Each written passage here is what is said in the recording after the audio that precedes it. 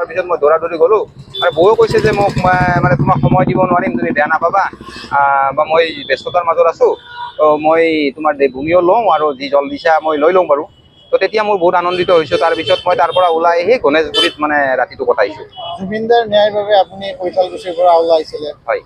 তাৰপিছত কেনেকুৱা আপোনাৰ অনুভৱ, কেনেধৰণে আপুনি গৈ কেদাৰনাথত উপস্থিত হৈছিলে? হয়, আচলত কথা হৈছে কি মানুহবিলাকৰ যিবিলাক মই মানুহৰ এয়া মানৱতা দেখিছোঁ বা মোৰ মানুহবিলাকৰ যিখিনি দেখিছোঁ, আচলতে মই আধ্যাত্মিকতাৰ ক্ষেত্ৰত বা মোৰ এখন লগত গীতা আছে, এই গীতাখনক মই এটা বিশ্বাসত লৈছিলোঁ যে মোক ভগৱানে মানে মানুহৰ ওচৰততো ক'ব নোৱাৰিম, কাজিয়া কৰিব নোৱাৰিম বা ডাঙৰ ডাঙৰ বিষয়াসকলকো ক'ব নোৱাৰিম যে মোৰ এনেকুৱা এটা অসুবিধা, মোক সম্পন্ন কৰি দিয়ক। কিন্তু মই মোৰ মনতে ধাৰণা কৰিছিলোঁ যে মহাপ্ৰভুৰ সদাশিৱৰ গীতাখন পাঠ কৰিলে বা লগত ল'লে, জুবিন দাকো লগত লোৱা যেন পাইছোঁ এতিয়া মই বৰ্তমান। তো তেখেতে নিশ্চয় ন্যায় পাব বুলি মই আশা কৰোঁ একদম 100% চিয়'ৰ। কিমান দিন লাগিল ঘূৰি অহা? হয়, মোৰ এতিয়া বৰ্তমান 46 নম্বৰ দিনত মই এইখিনিয়ে পাইছোঁহি। যোৱা সময়ত কিমান লাগিছিল? যোৱা সময়ত মই কেদাৰনাথ ধামৰ ওপৰলৈকে চাইকেল লৈ গৈছিলোঁ, চাকি লৈ গৈছিলোঁ, বিভিন্ন বস্তু লৈ গৈছিলোঁ। ওপৰলৈকে মই 22 নম্বৰ দিনত ওপৰত মানে গৈ পাইছোঁ। কেদাৰনাথত আপুনি জুবিনদাৰ কাৰণে বন্তি জ্বলাইছিলে? হয় হয়, 100 গুচি বন্তি জ্বলাইছোঁ, গীতা পাঠ কৰিছোঁ আৰু বাকীখিনি ধৰক 170 গুচি নিছিলোঁ মই। মই তাতে অনুভৱ কৰিছোঁ যে বানপীড়িত মানুহখিনিৰ কাৰণেতো কিবা এটা কৰিব লাগিব। ইউটিউবাৰবিলাককো মই যাক যেনেকৈ পাৰোঁ, এটকা দুটকা যি ধৰণে পাৰোঁ দিছোঁ, সহায় কৰিছোঁ, মনতে ভাবিছোঁ। আৰু লগতে সেইকাৰণে যাওঁতে ৰাস্তাত বেছি সংখ্যক ছাতি লৈ গৈছিলোঁ মই।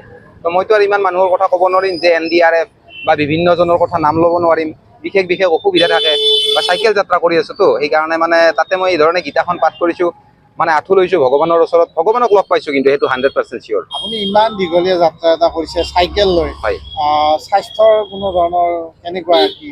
মই একচুৱেলি কওঁ কি, মই ইমান ৰ'দত বা গৰমত বা টোপনিৰ ক্ষেত্ৰত ক'ব গ'লে আজি মই 46 নম্বৰ দিনত মই মানে দুখ অনুভৱ কৰা নাই বা ভাগৰ অনুভৱ কৰা নাই। ভগৱানে কি যে মায়া সাজিছে মই নাজানো, বা মোৰ অকণমান চৰ্দিও লগা নাই। মই বাহিৰত পানী খাইছোঁ, মই কিন্তু পানী কিনি খোৱা নাই।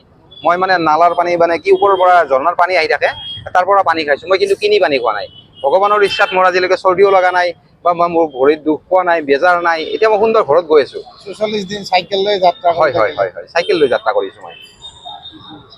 জুবিনৰ বাসগৃহত উপস্থিত হ'ল, আপুনি গৰিমা গাৰ্গক লগ পালে। হয়। সেই দেৱভূমি লৈ আপুনি আহিছিলে, কি ক'ব? হয়, মই আচলতে মনতে যাওঁতেই ভাবিছিলোঁ যে মই কেনে ধৰণৰ ধৰক মানে দাদাক লগত লৈ গৈছোঁ আৰু এনেকুৱা এটা অনুভৱ হৈছে যে মই দাদাক লগত লৈ গৈছোঁ। তাৰে কাৰণে হয়তো এনেকুৱা স্থানত মোক দৰ্শন কৰাই দিছে যে মইতো কৈছোঁৱে আগতেও যে মগৰত অৱস্থিত কবিৰ দাসজীৰ মন্দিৰ। মই আচৰিত হৈছোঁ যে দাদাও মোৰ লগত গৈছে। আৰু তাৰোপৰি ভাবিছোঁ যে অসমবাসী ৰাইজৰ যিটো মই মানে কৰ্ম কৰিব ওলাইছোঁ মোৰ আধ্যাত্মিকতাৰ ক্ষেত্ৰত, মই ভাবিছোঁ যে জুবিন দাই সঁচাকৈ মানে ন্যায় পাব। আৰু মই ভাবোঁ যে তেওঁৰ মূৰ্তিভাগ যিটো মানে প্ৰতিমা প্ৰতিষ্ঠা হ'ব, এইটো মানে প্ৰাণ প্ৰতিমা প্ৰতিষ্ঠা হ'ব বুলি মই ধাৰণা কৰোঁ। 45 দিনৰ অন্তত আপুনি নহয়, মোৰ 46 নম্বৰ দিনত। হয়, 46 নম্বৰ। মানে ঘৰমুৱা যাত্ৰা হয়, কৰি কৰ্মযাত্ৰা যাত্ৰা কৰিছোঁ। গৰিমা গাৰ্গক লগ পালে হয়, জুবিনে? পাইছোঁ। হয়, মই তেখেত বহুত ব্যস্ততাৰ মাজত আছিল। মই ৰাতি মানে দৌৰা-দৌৰি কৰি আহি 8 বজাত তেখেতৰ বাসগৃহত মানে উপস্থিত হৈছোঁ। উপস্থিত হৈ কিনে তেখেতক বহু সময় মানে ৱেইট কৰিছোঁ। বিভিন্নজনক মই লাইভ যোগেও কৈছোঁ বা ফোন নাম্বাৰ বিচাৰিছোঁ। বিচাৰি কিনে তেখেতে ব্যস্ত থকাৰ কাৰণে ময়ো মানে দুখ অনুভৱ কৰা নাই আৰু ভাবিছোঁ তেখেতৰ চিকিউৰিটি গাৰ্ডকো কৈছোঁ যে আজি নহয়, 5 দিন নহয়, এমাহ লাগিলে মই ৰখি থাকিম, কিন্তু মই বাহিৰত মহৰ কামোৰ খাই হ'লেও মই কিন্তু মই বুক লগ কৰিম, মোৰ ভূমিভাগ দিব লাগিব বা মই মনতে ভাবিছোঁ প্ৰাণৰ শিল্পীজনাৰ মানে প্ৰাণ প্ৰতিষ্ঠা কৰিম আৰু। তো তাৰপিছত দৌৰা-দৌৰি কৰাৰ পিছত বাহিৰত এখন মানে দোকান আছে, তাত বহি আছিলোঁ। 12টা বজাৰ পিছত মানে মোক গেটৰ বাহিৰত থাকিব কৈছে। কৰাৰ পিছত মই তাত বাহিৰত ওলাইছিলোঁ, ওলোৱাৰ পিছত মানে 12:30 বজাত বৌ আহিছে কৰবাৰ পৰা। যিকোনো খবৰৰ বাবে যোগাযোগ কৰক 9181 307 221 আমাৰ এই নম্বৰত।